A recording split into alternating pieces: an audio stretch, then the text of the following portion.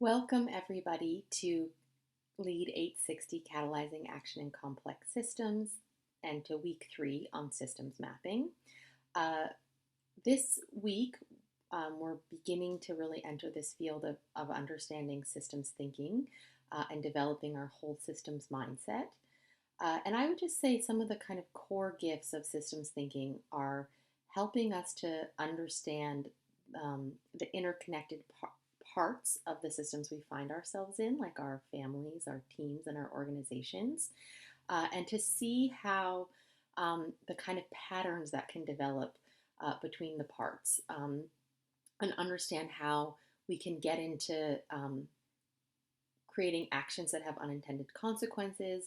We can get into kind of patterns or loops that start to get quite unhealthy and take us away from our desired outcomes. How we can understand where we're putting our attention and focus so that we can start to look at the root causes, and that our actions and our interventions can have more fundamental impact on creating healthy systems and creating the outcomes we desire. It is a technical field, and the readings are a bit technical, so I just encourage you to read them early and kind of read them all this week so that you don't start to get lost. And this week there's a couple of different readings on systems thinking and systems mapping, and then there's a few videos on systems mapping that will kind of walk you through it. And then we're going to apply it by looking at a system in our life and a pattern in a system that we're a part of that we're noticing, and apply the concepts and make our own very simple systems map. I want this to be, it's a sketch, do it on the back of an envelope, take a picture with your phone and upload it. This doesn't have to be like a highly technical and complex thing. It's just, this week we're going to really do a draft, and next week we're going to get feedback. You're going to all get feedback from me, and you're going to get feedback from each other, and you're going to do a second revision. So this time it's really just an experiment and to try something out. I just wanted to give you a little bit of a teaser about core concepts from systems thinking that I have found incredibly powerful. So behind me, we have this systems thinking iceberg, which is that often what we see, that what we're aware of is some kind of an event. Something happens, and that event maybe even seems like it comes out of nowhere, and we often react to that event. But underneath the event there's a pattern. There's a pattern of behavior. There's a pattern in the system that event is actually, if we looked over time, we could see that it's not that surprising. And underneath the patterns are often created by the structures within our systems and our organizations, which are in turn created out of our beliefs about the world and our mental models, the way that we see things, which are often unconscious. And those are, again, driven by our sort of sense of our vision for how the world is, or our sense of our purpose, of what the purpose of the system is. So again, from the sort of top to the bottom, where we focus our energy, we will have greater leverage for creating change in the system. So we don't want to just react to the events.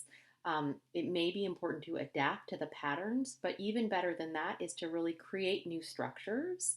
And if the structures aren't working, to really reflect on what is it that we're believing about the world that is causing us to create the structures we're creating. And under that is even really to generate fundamentally new outcomes by really looking at our purpose or our vision as a system, as a team, as an organization, as a family. And I've also just done a very quick little systems map of our system, which I would say this course is obviously a system, and there is definitely, I would say, already a virtuous cycle that has been established coming out of the other modules and the team that has been engaging. So because there is a lot of online engagement, that is creating new learnings, and those new learnings are contributing to a super vibrant discussion. And because the discussion is so vibrant, it's attracting more online engagement, which is creating more new learning, which is creating more vibrant discussions.